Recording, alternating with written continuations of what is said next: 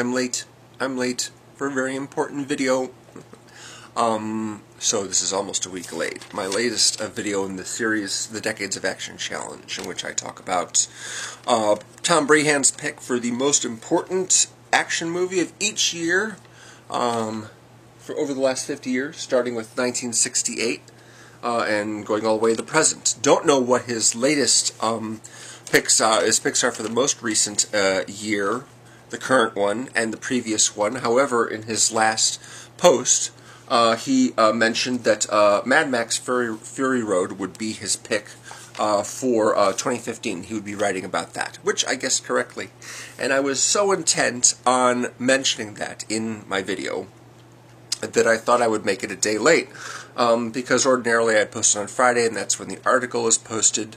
But I wanted to, go see a movie, which I won't mention, and then go to work, and then make it the video early Saturday morning, and then post it. And that became impossible because my Saturday free time was reduced to 0 due to circumstances beyond my control. Anyway, so sorry I didn't post on time. Sorry I didn't shoot it in advance. I got greedy for information about Tom Brahan's essay series on avclub.com called A History of Violence.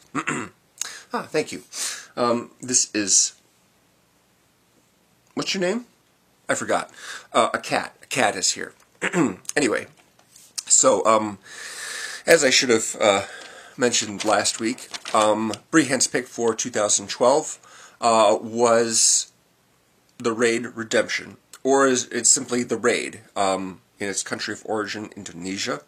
And in other places it's called The Deadly Raid. It was directed by Gareth Evans? Yes.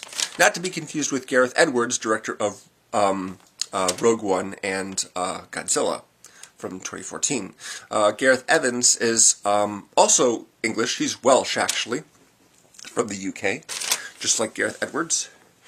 And he, according to Brahan, basically moved his family to Indonesia to make a documentary about a martial art called Pencak Silat. And he was so bowled over by this martial arts style that he decided to make 2 movies about it. One of which is called Barantu, and he got a couple of the stars from that movie to do a great fight scene in an elevator, and then he got those 2 guys, not really professional actors, but very, very skilled martial artists to appear in this new movie. Their names are Iko Uwais. He plays the main character, a new recruit in the Indonesian police force.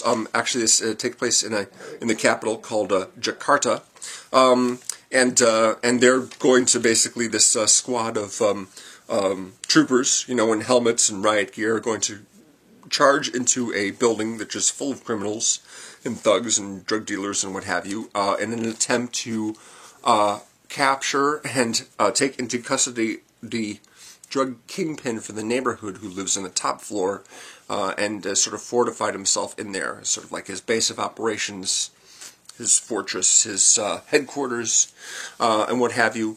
In that way, it's very similar to Dredd, the movie in which Carl Urban plays Judge Dredd, and Lena Headey plays the Mama, who is going to be ordering all of her minions and all the people in the building that she occupies to kill the persons of the law.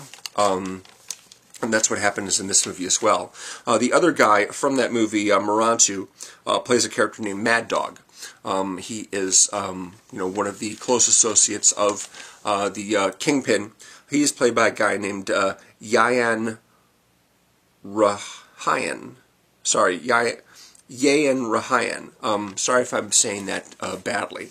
But they are the foremost fighters in this movie, and they did the fight choreography for the film itself. Let's see, the drug lord is named Tama, and he's played by Ray Sahatapi. Sahatapi. Again, sorry about my pronunciations, they're probably really terrible. But these 2 principal martial arts guys, they end up doing most of the most spectacular fighting in the film. The cops, they enter the building, and then the announcement goes out over the PA system in just the same way that it does in Dredd. Hey, we've got some cops in the building, and I'd like all of you, my loyal subjects, to kill them, and anyone who does gets permanent residence here in the building. No need to pay rent to me anymore. So the cops are in super big trouble. And most of the movie, there's some shooting, but most of the movie consists of fighting. Because the cops quickly run out of ammo, and most of the residents don't have guns. They have knives, they have machetes, they have their feet and their fists, and they will do whatever. So it just becomes a series of fight scenes where the cops are sneaking around, trying not to be spotted, and once they are, boom, boom, boom, lots of fighting, lots of elaborate, long fighting. Brehon really compared this to a video game. With the different levels and a different fight which has to be resolved before they can move on to the next portion of the building. And you know, it's funny that I'm doing this series now, because I've sort of moved away from enjoying the set pieces as the thing to really enjoy about any film, even an action movie. I'm, you know, more into character, more into dialogue, more into the story. Whereas back in the 90s, I would have been like, oh yeah, set pieces out the wazoo, because I love them. But so this one was in danger of being, you know, less satisfying than a movie which focused more on story, whereas this one doesn't have a lot of story. It's just, you know, more guys to fight, time to fight, boom, boom, boom, boom, and just like one scene like that after another. One thing I noticed that was really funny about the building itself was that the apartments that they happen to crash into and have a fight are rather large and spacious, and most of the furniture is lined up against the walls on all sides, leaving a big empty space in the room. I'm like, I wonder why they're all like that. Could it be so they have room to fight?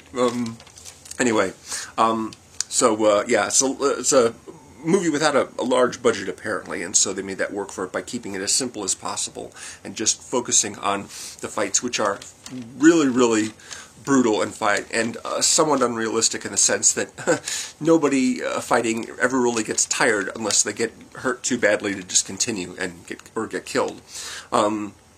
There are a couple of big set pieces involving Mad Dog and Rama, the rookie who's just joined up and basically is one of the few cops to survive the initial attacks. They square off against each other along with another sort of double agent character, a guy who supposedly is a criminal but is actually working in secret for the cops. They have sort of a, you know, a 2-on-1 fight, which goes on a really long time, really, really long time. There's one move in this, you know, I sort of question the wisdom of having a fight go on that long, because you could never really remember details about a fight that goes on that long unless you watched it like 20 times. But there's one move that I thought was really, really great. Mad Dog, at one point, he is being grabbed from behind by one of the guys fighting him, and his legs are kicking up in the air, and what he does is he kicks his legs forward, and the momentum actually pulls him down, and he's able to hit the ground, and the guy holding him, you know, flies over his head. I was really impressed by that. I was getting a little bored with the fight because it was going on so long. I mean, these guys are great fighters, really, really incredible athletes. But it goes on for so long, I was getting a little bit bored. My favorite set piece in the movie is when Rama is sneaking around the halls, looking for any other cops who might be alive, and he comes across 4 guys, each with a machete, and he's got to fight all 4 of those guys. That was probably my favorite fight scene in the movie. So some of the other people in this movie, we've got Joe Taslim. He plays the sergeant in charge of the group of cops that are leading the mission. He apparently is in Fast and Furious 6, although, you know, I haven't seen that movie super recently, so I couldn't tell you which character he played in that movie. And you've got Donnie Alamsaya, plays one of the guys in the building who's fighting the cops. His name is Andy. And then there's Pierre Gruno, who plays Lieutenant Wayu. Right. Pierre Gruno. He doesn't really look Indonesian. He looks like a white guy. But you know, I don't know much about him. Anyway. Yeah, and aside from that, those movies, Morantu and The Raid, Gareth Evans also did the sequel called Raid 2 Burundal. Yeah, so I'm not really up on these particular movies. I actually did see The Raid years ago. It wasn't something that I'm watching for the first time in the series, and was, impressed by the fighting, but also a little disappointed that there was a lot of attention paid to just a couple of the guys. There's one scene in which Rama and two other cops, basically, they run into a drug production room in the building, and all three of them start fighting guys. But almost all of the focus that the filmmakers take is on Rama and him fighting guys, and ignoring pretty much the other two cops that are fighting opponents of their own. Of course, Rama is played by an actor who's very, very good martial artist, and he is the main character, and he's, one of the focus points of the movie, rather than the other two guys are more supporting characters. But still, it would have been nice to see a little bit more fighting from them. It's like the movie just ignores them, doesn't even care, and wants to only focus on the most skilled fighter, which seems kind of unfair. And I'm all about fairness in fighting sequences. Anyway, it just struck me as little something that I didn't care for back then. But there's not a lot to complain about in this movie. You want fights. Fights is what you're going to get. It's pretty much all you're going to get, and they're going to be amazing. So there you go. There's your video on The Raid Redemption, otherwise known as simply The Raid or The Deadly Raid, depending on what part of the world you're watching it in. The next video I make will be up tomorrow. I have to watch Snowpiercer, starring Chris Evans and Tilda Swinton and a bunch of other interesting people. That is Brihan's pick for the most important action movie of 2013. And that video is scheduled to be posted tomorrow. So that's what I'm going to do. I'm going to watch the movie today, and then and then make the video and make sure it goes up on time tomorrow. Happy Thanksgiving if you are celebrating Thanksgiving today. And sorry again, this video was late. I've actually, after not having any time to post on Saturday, I then went out of town on Sunday for the holidays. So yeah, sorry I'm so late with this. I apologize. But I hope you enjoyed this, and I hope that you are interested in seeing other videos like this that I've posted in this series. The playlist for those, of course, is linked below in the video description, and my Facebook page, of course, the usual. Thanks again, and I'll see you tomorrow with video on Snowpiercer. The following week will be John Wick, and then Mad Max Fury Road, and then it's just 2 more movies and 2 more videos to go until my series is over. Brihan's picks for 2016 and 2017. And then I'm done. I'm done with this series. Wow. Okay. Thanks again for watching, and I'll see you again soon. Bye-bye.